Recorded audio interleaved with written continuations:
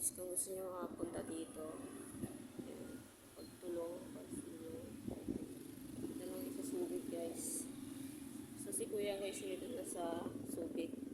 Hintayin natin. Ganda naman ang view dito guys. Yan, ganda ang view dito. Super ganda.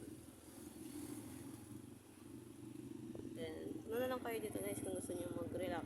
Lalo na sa gabi malamig dito. Ganito na lang yung vlog ko guys kasi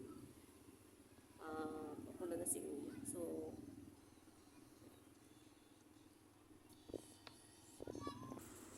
ayan guys, wait natin si kuya. Papunta na lang siya dito.